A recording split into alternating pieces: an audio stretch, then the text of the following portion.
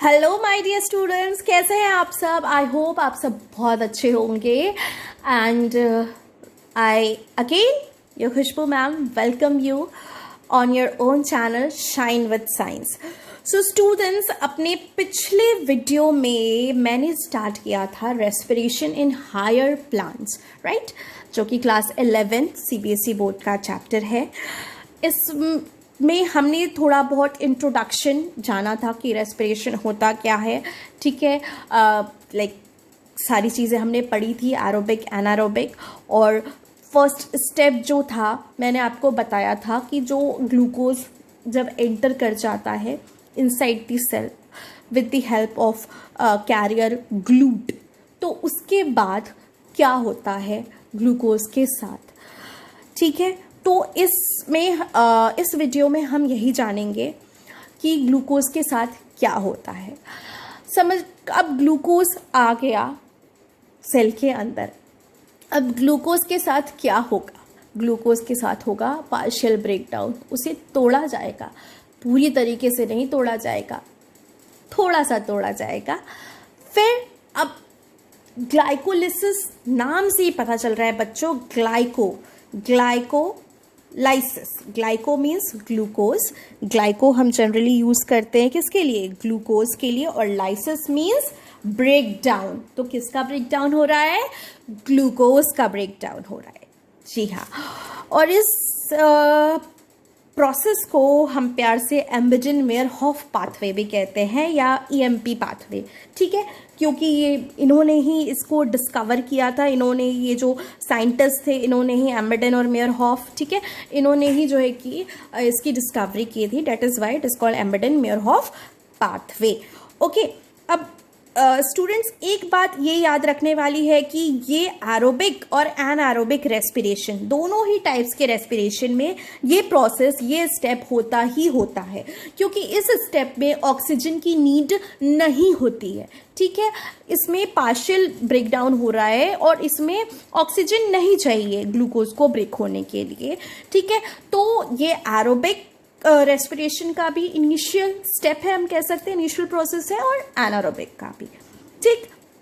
अब बात करते हैं कि ये होता कहाँ है, ठीक है। हमें पता है कि सेल है, सेल के अंदर कई सारे सेल ऑर्गेनेलीज हैं, ठीक है। अब सेल के अंदर सबसे पहले अगर हम प्लांट सेल की बात करें तो सबसे पहले सेल वॉल होता है, फिर सेल मेम्ब्रेन होता है, और उसके अंदर जाएंगे तो साइटोप्लाज्म होता है। साइटोप्लाज्म के अंदर ही ये ग्लाइकोलिसिस की प्रोसेस होती है बच्चों, ठीक है। तो अगर आपसे पूछा जाए कि ग्लाइकोलिसिस की प्रोसेस कहाँ होती है सेल में, तो आप क्या कहेंगे, साइटोप्लाज्म में होती है। Okay, it occurs in cytoplasm of the cell. Okay, अब नेक्स्ट चीज जो याद रखने वाली है बच्चों की, ये जो प्रोसेस है इसमें कुल कितने स्टेप्स होते हैं, टोटल 10 स्टेप्स आर देयर, ठीक है। टोटल 10 स्टेप्स आर देयर, जिसे 5 स्टेप्स में लाइक बांट सकते हैं। हम कह सकते हैं कि जो पहला 5 स्टेप है उसमें एनर्जी, उसको एनर्जी स्पेंडिंग फेज कहते हैं, ठीक है। उसमें एनर्जी खर्च होती है, उसमें एनर्जी खर्च होती है। और आखिरी जो 5 स्टेप्स है उसमें एनर्जी कंजर्व होती है, या पे of, conserving pay off phase कहते हैं उसे, ठीक है।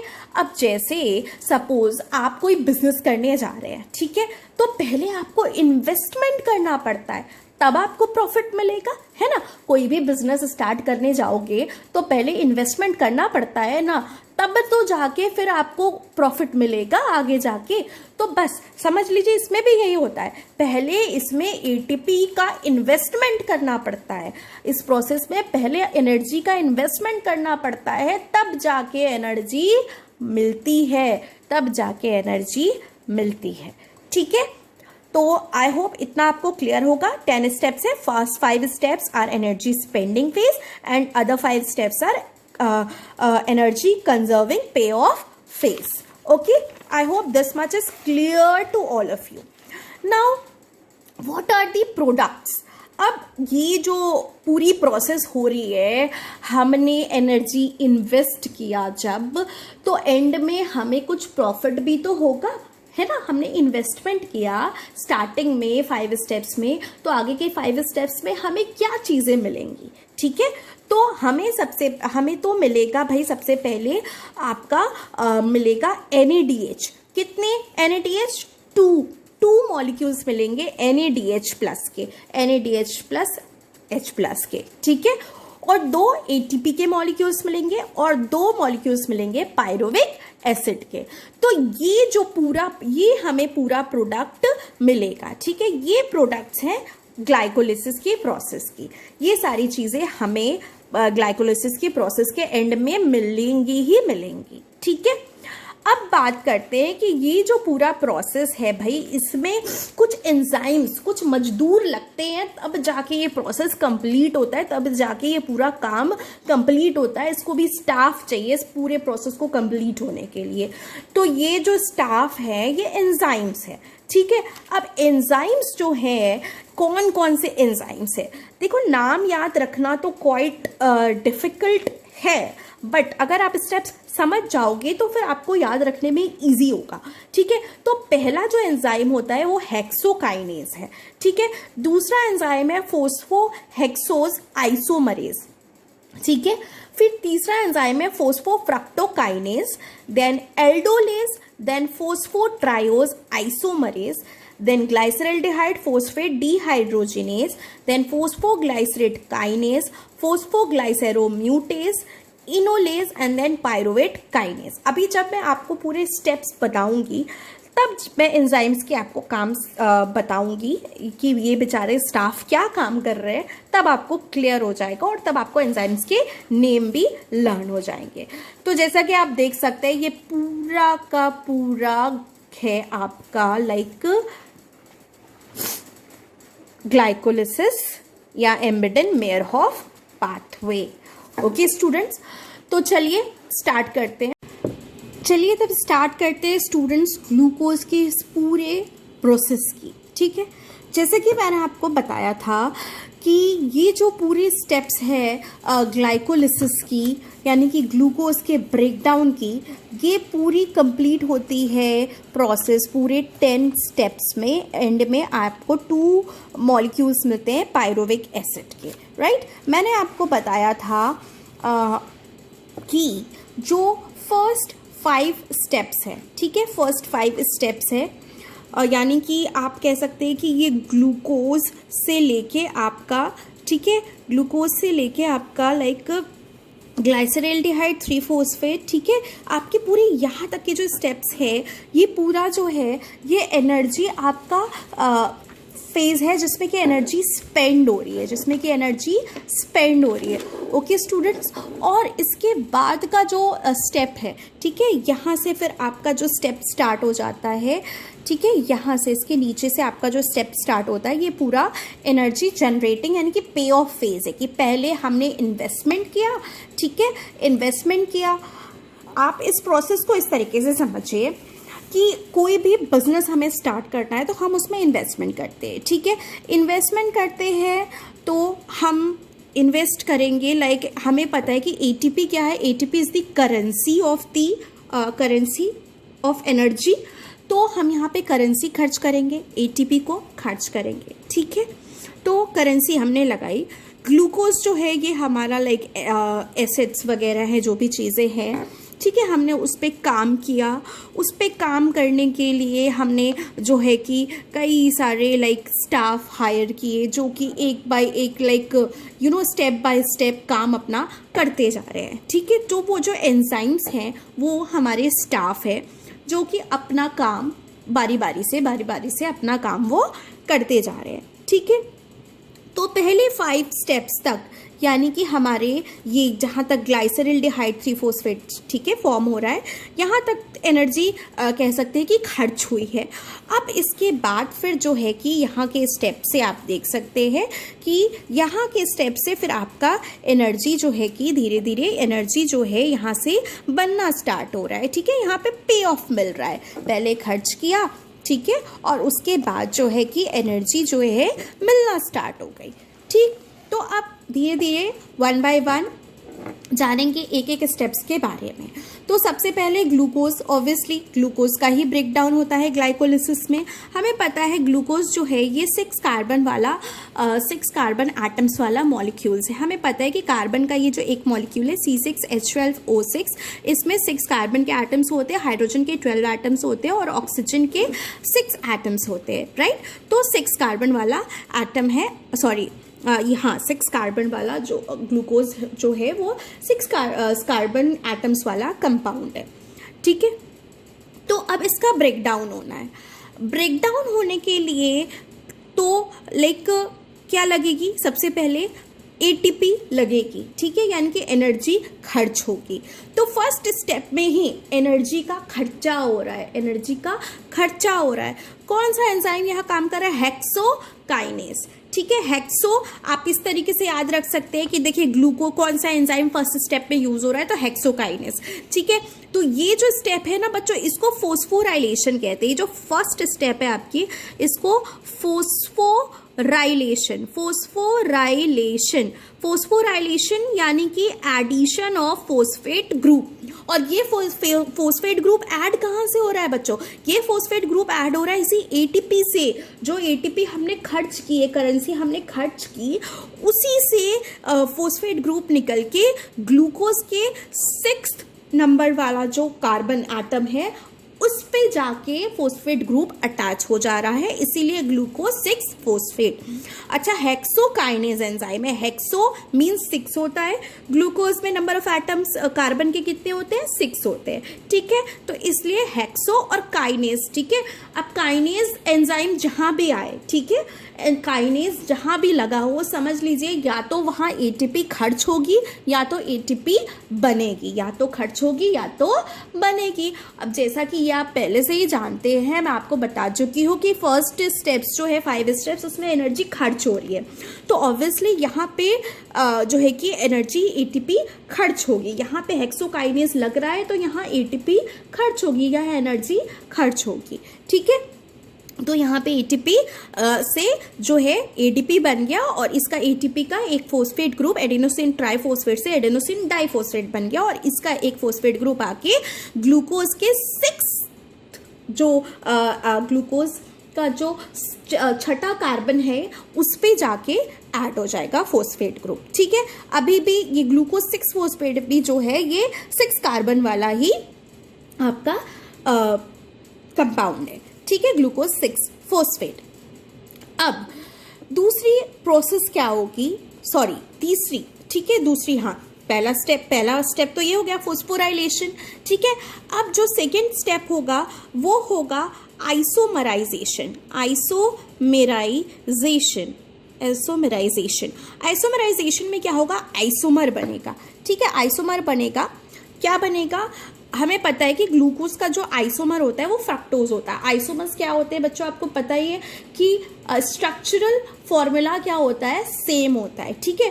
स्ट्रक्चर में कॉन्फ़िगरेशन में डिफरेंस होता है लेकिन स्ट्रक्चरल फॉर्मूला जो है वो सेम होता है। इसमें भी नंबर ऑफ कार्बन 6 होंगे, इसमें भी नंबर ऑफ कार्बन 6 होंगे, ठीक है। तो इसका फ्रक्टोज क्या है? ग्लूकोज का आइसोमर है, ठीक है। तो यहाँ पे जो एंजाइम काम करेगा, आइसोमराइजेशन करना है, आइसोमर बनाना है, मतलब कि आइसोमरेज एंजाइम लगेगा। फोस्फोहेक्सोज आइसोमरेज, हेक्सोज 6 कार्बन है, 6 कार्बन वाला कंपाउंड है, तो हेक्सोज फोस्फोहेक्सोज आइसोमरेज, आइसोमराइजेशन हो गया। ग्लूकोज 6 फोस्फेट अब फ्रक्टोज 6 फोस्फेट पे कन्वर्ट हो गया, ठीक है। अब जो नेक्स्ट प्रोसेस होगी, अब फिर से यहाँ पे फर्स्ट फोस्फोराइलेशन हुआ था, अब दोबारा से क्या होगा? सेकेंड फोस्फोराइलेशन होगा बच्चों, सेकेंड फोस्फोराइलेशन होगा, ठीक है। सेकेंड फोस्फोराइलेशन में अगेन मैंने बताया था कि जो लाइक एनर्जी स्पेंडिंग फेज है, एनर्जी स्पेंड होगी, ठीक है। फोस्फोराइलेशन हो रहा है, फोस्फेट ग्रुप ऐड होना है, होगा कहाँ से? ATP से ही होगा, ठीक है, ATP से होगा। तो अब जाहिर सी बात है कि ATP यहाँ पे खर्च हो रहा है, तो एंजाइम कौन सा होगा? काइनेज। कौन सा काइनेज? फोस्फोफ्रक्टोकाइनेज। आप सबस्ट्रेट से ही बच्चों आप जो है एंजाइम का नाम निकाल सकते हैं। आप देख रहे हैं कि इस स्टेप में भी क्या है कि जो आपका लाइक फोस्फोराइलेशन है यहाँ पे। फोस्फोराइलेशन में क्या होता है, फोस्फेट ग्रुप ऐड होता है। अब वो फोस्फेट ग्रुप आएगा कहाँ से ऐड होने के लिए, तो एटीपी से आएगा, यानी कि एटीपी खर्च हो रही है। अब खर्च हो रही है तो एंजाइम कौन सा लगेगा, काइनेज। काइनेज लगेगा, काइनेज के साथ और क्या ऐड होगा, तो सबस्ट्रेट को ही ऐड कर दो, फोस्फोफ्रक्टोकाइनेज। ठीक है, तो फोस्फोफ्रक्टोकाइनेज आपका हो गया। ठीक है, अब आगे की स्टेप, आगे का जो स्टेप है बच्चों, वहाँ पे होगा आपका, फिर क्या होगा, फिर से फ्रक्टोज लाइक फिर से फोस्फोराइलेशन होगा। ठीक है, आइसोमराइजेशन हो गया, फ्रक्टोज 6 फोस्फेट हो गया। ठीक है, तो फोस्फेट ग्रुप ऐड हो गया, तो यहाँ पे क्या हो गया, फोस्फोफ्रक्टोकाइनेज ने फोस्फेट हेल्प किया एटीपी से एक और फोस्फेट ग्रुप ऐड करने में फ्रक्टोज में, तो फ्रक्टोज 1,6 बिसफोस्फेट बनेगा। क्या बनेगा, फ्रक्टोज 1,6 बिसफोस्फेट, यहाँ बाइफोस्फेट भी कहते हैं इसको। ठीक है, 6 नंबर वाले कार्बन पे पहले ही फोस्फेट ग्रुप अटैच था, अब फर्स्ट नंबर वाले कार्बन पे भी फोस्फेट ग्रुप अटैच हो जाएगा, इसलिए फ्रक्टोज 1,6 बाइफोस्फेट। ठीक है, तो ये भी 6 कार्बन वाला ही कंपाउंड है, फ्रक्टोज 1,6 बाइफोस्फेट। ठीक है, अब क्या होगा बच्चों, अब जो नेक्स्ट स्टेप होगा वो होगा लाइसिस। अब ये जो 6 कार्बन वाला कंपाउंड है फ्रक्टोज 1,6 बाइफोस्फेट, ये 2 डिफरेंट कंपाउंड्स में स्प्लिट कर जाएगा, टूट जाएगा, और हमें 3 कार्बन वाले कंपाउंड्स मिलेंगे। कौन कौन से 3 कार्बन वाले कंपाउंड्स मिलेंगे हमें बच्चों, एक तो डाईहाइड्रोक्सी एसीटोन 3 फोस्फेट और दूसरा ग्लाइसरल्डिहाइड 3 फोस्फेट। ठीक है, और इस प्रोसेस को करेगा कौन, ये ब्रेकडाउन की प्रोसेस को कौन सा स्टाफ करेगा, यानी कि कौन सा एंजाइम करेगा, एल्डोलेज। एल्डोलेज जो है बंटवारा कर देगा, बांट देगा फ्रक्टोज 1,6 बाइफोस्फेट को 3 कार्बन देके दोनों को अलग कर देगा। ठीक है, तो एक बन जाएगा डाईहाइड्रोक्सी एसीटोन 3 फोस्फेट और दूसरा ग्लाइसरल्डिहाइड 3 फोस्फेट, ये दोनों ही 3 कार्बन वाले कंपाउंड्स हैं।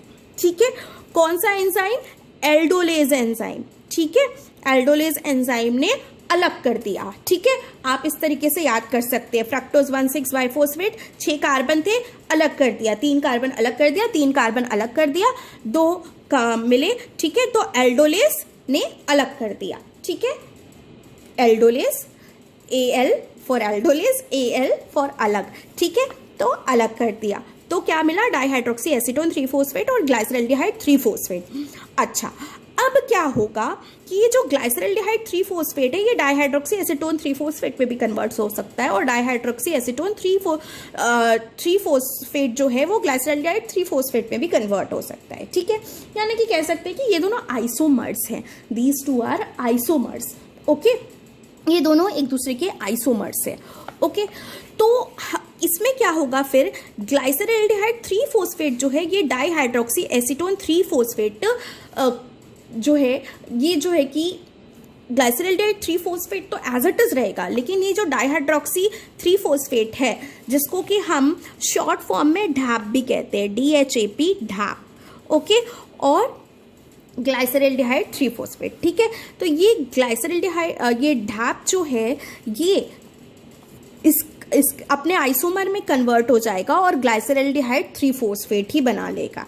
ठीक है, अब सवाल ये आता है कि क्यों ऐसा हो रहा है कि glyceraldehyde 3 phosphate as it is रह रहा है, लेकिन डाईहाइड्रोक्सी एसीटोन 3 फोस्फेट ही अपना मतलब आइसोमराइजेशन कर रहा है। क्योंकि ये जो डाईहाइड्रोक्सी एसीटोन 3 फोस्फेट है ना, ये फर्दर आगे ग्लाइकोलिटिक साइकिल में आगे जो एंजाइम्स है ना, आगे की जो एंजाइम्स हैं, ये इस पे काम नहीं कर सकते हैं। ठीक है, ये इस पे काम नहीं कर सकते क्योंकि इसका स्ट्रक्चरल कॉन्फ़िगरेशन कुछ ऐसा होता है कि आगे के एंजाइम्स इस पे काम नहीं कर सकते, वो सिर्फ इसी पे काम कर सकते हैं। तो इसीलिए ये जो dihydroxy 3 phosphate dihydroxy acetone 3 phosphate है, इसका आइसोमराइजेशन हो जाता है और ये कन्वर्ट हो जाता है अपने आइसोमर ग्लाइसरल्डिहाइड 3 फोस्फेट में। ठीक है, तो इसको कौन सा एंजाइम काम करता है, इस पे आइसोमरेज एंजाइम, आइसोमर बनाना है तो आइसोमरेज एंजाइम। ठीक है, फोस्फोट्रायोज आइसोमरेज, फोस्फोट्रायोज आइसोमरेज। ठीक है, क्योंकि 3 कार्बन वाला कंपाउंड है, इसलिए ट्रायोज आइसोमरेज। ठीक, 3 कार्बन वाला कंपाउंड था। वहीं ऊपर जब आइसोमराइजेशन हो रहा था तो कौन सा एंजाइम लगा था? फोस्फोहेक्सोज आइसोमरेज लगा था, क्योंकि ये 6 कार्बन वाला कंपाउंड है। ठीक है, इसलिए यहाँ पे हेक्सोज था, लेकिन ये 3 कार्बन वाला कंपाउंड है, डाईहाइड्रोक्सी एसीटोन 3-फॉस्फेट, इसके लिए यहाँ पे जो एंजाइम लगेगा वो फोस्फोट्रायोज आइसोमरेज लगेगा। ठीक है, आई होप इतना आपको क्लियर हो गया होगा। बंटवारा हो गया, लाइसिस के बाद बंटवारा हो गया, एल्डोलेज एंजाइम ने किया। ठीक है, 2-3 कार्बन वाले कंपाउंड्स मिल गए। अब ये डाईहाइड्रोक्सी एसीटोन 3-फॉस्फेट जो है इसका आइसोमराइजेशन हो जाएगा। कौन सा एंजाइम करेगा? फोस्फोट्रायोज आइसोमरेज। ठीक है, अब आइसोमराइजेशन के बाद एक तो पहले से था ये ग्लाइसरॉल्डिहाइड 3-फॉस्फेट, इसका आइसोमराइजेशन हो गया, तो अब दो मिल जाएंगे, 2 ग्लाइसरॉल्डिहाइड 3-फॉस्फेट कंपाउंड्स हमें मिलेंगे, 3 कार्बन वाले हैं दोनों ही। ठीक है, 2 मिले, अब दोनों पे काम होना शुरू होगा एक साथ। ठीक है, तो अब क्या होगा? अब तक तो एनर्जी खर्च हो रही थी, अब एनर्जी कमाने की बारी आई। अब तक तो हमने इन्वेस्टमेंट किया, अब प्रॉफिट कमाने की बारी आई। ठीक है, तो अब ये जो 2 हमें मिले हैं मॉलिक्यूल्स लाइक ग्लाइसरॉल्डिहाइड 3-फॉस्फेट के, इसमें क्या होगा कि इसमें जो प्रोसेस होगी नेक्स्ट वो होगी आपकी ऑक्सीडेशन एंड फोस्फोराइलेशन। ठीक है, ऑक्सीडेशन भी होगा, ठीक है, ऑक्सीडेशन भी होगा एंड फोस्फोराइलेशन भी होगा। फोस्फोराइलेशन भी होगा।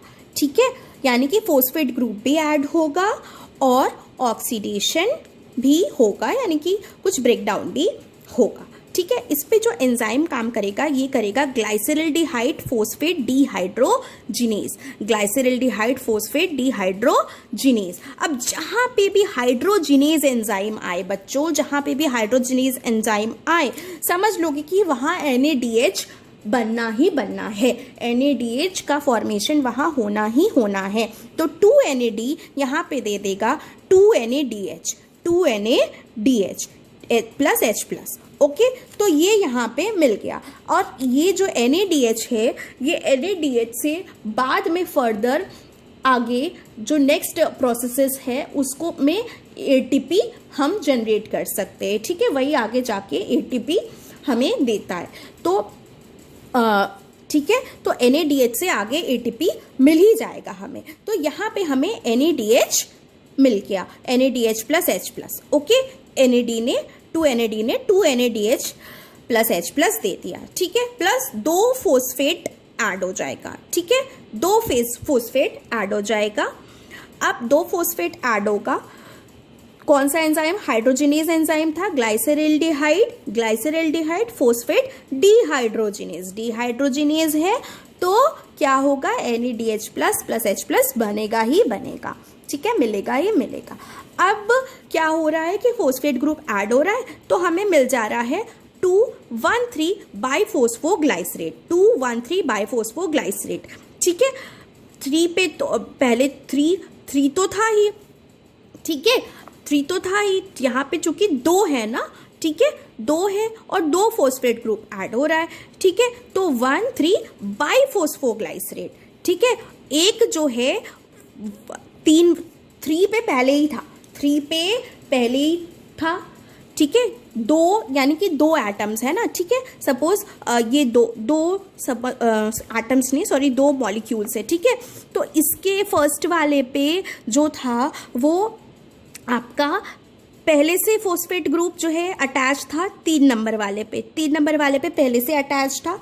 ठीक है, अब 1 नंबर वाले पे भी आपका अटैच हो गया। ठीक है, 1 नंबर वाले पे भी अटैच हो गया।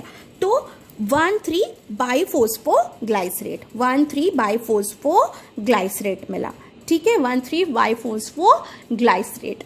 अब जो है भाई वो एक्चुअल, अब जो स्टेप आया यहाँ पे जो है कि एक्चुअल ATP की सिंथेसिस होती है। अब ये आया ATP सिंथेसिस वाला स्टेप। ठीक है, ATP सिंथेसिस वाला फेज।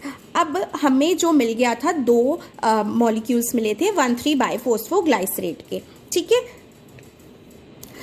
अब क्या होगा, फोस्फोग्लाइसरेट काइनेज, फोस्फोग्लाइसरेट काइनेज, जाहिर सी बात है काइनेज आ रहा है और लास्ट के 5 स्टेप्स जो है वो एनर्जी कंजर्विंग है, पे ऑफ है, यानी कि वो एनर्जी जनरेट करेंगे। तो यहाँ पे हमें 2 ADP से 2 ATP मिल जाएगा, यानी कि हमें यहाँ पे ATP मिल रहा है, यहाँ पे हमें ATP मिल रहा है, यहाँ पे काइनेज लग रहा है तो यहाँ पे हमें ATP मिल रहा है। ठीक है, यहाँ पे ATP की सिंथेसिस हो रही है। ठीक, तो यहाँ पे अब क्या होगा कि ATP की सिंथेसिस हो रही है, तो आपका क्या होगा कि आपको फिर ये 3 फोस्फोग्लाइसरेट मिलेगा, यानी कि यहाँ पे जो यहाँ पे फोस्फेट ऐड हुआ था, ठीक है, वो ATP में चला जाएगा, यानी कि ATP मिलेगी। ठीक है, ATP बनाने में चला जाएगा, ATP बनाने में यूज़ हो जाएगा फोस्फेट। ठीक है, तो अब यहाँ पे फिर आपको 3 फोस्फोग्लाइसरेट मिलेगा, 2 molecules of 3 phosphoglycerate, 2 molecules of 3 phosphoglycerate. तो एक यहाँ पे बन गया ATP। अब क्या होगा, 3 फोस्फोग्लाइसरेट तो बन गया। ठीक, अब 3 फोस्फोग्लाइसरेट के बाद क्या होगा, अगेन आइसोमराइजेशन होगा, अगेन आइसोमराइजेशन की प्रोसेस होगी। ठीक है, और इसको कौन सा एंजाइम इस पे वर्क करेगा, फोस्फोग्लाइसेरोम्यूटेज यहाँ पे वर्क करेगा और 2 मॉलिक्यूल्स मिलेंगे 2 फोस्फोग्लाइसरेट के। ठीक है, यानी कि अब फोस्फेट ग्रुप जो है वो 3rd वाले कार्बन पे अटैच ना होके 2nd वाले कार्बन पे अटैच हो जाएगा 2 फोस्फोग्लाइसरेट।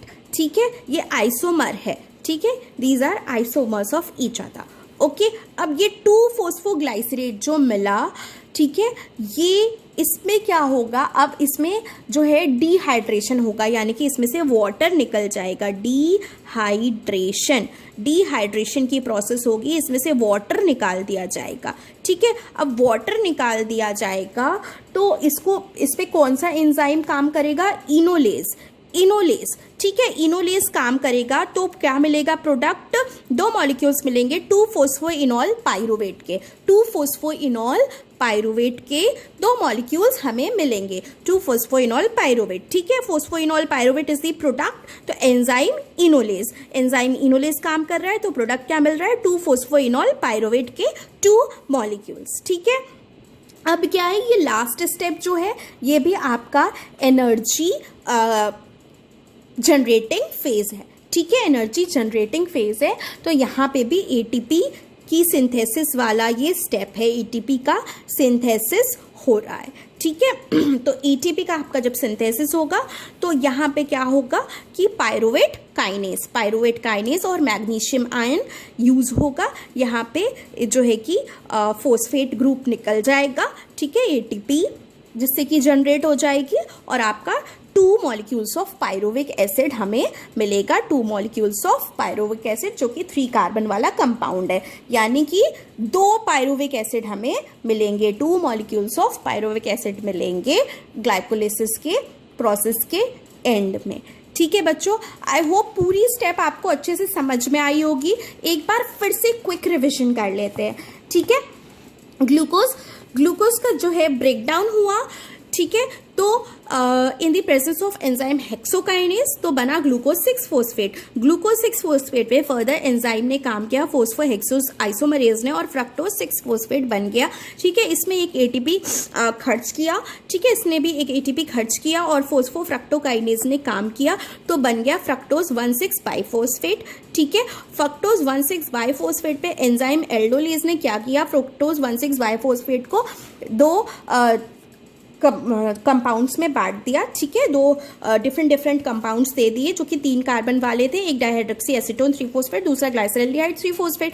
ठीक है, डाइहाइड्रोक्सी एसीटोन 3 फोस्फेट जो है वो फर्दर ग्लाइकोलिटिक साइकिल में जो है कि काम नहीं कर सकता क्योंकि एंजाइम्स उस पर वर्क नहीं कर सकते, इसलिए ये आइसोमराइज हो जाएगा और ग्लाइसरल्डिहाइड 3 फोस्फेट के हमें 2 मॉलिक्यूल्स मिल जाएंगे। ठीक है, अब ये ग्लाइसरल्डिहाइड 3 फोस्फेट में 2 फोस्फेट ऐड होगा, प्लस इसमें एंजाइम काम कर रहा है ग्लाइसरल्डिहाइड फोस्फेट डिहाइड्रोजिनेज, तो यहाँ पे NADH plus H plus ion हमें मिलेगा ही मिलेगा, ठीक है। तो यहाँ पे 2 molecules NADH plus H plus के मिल गए।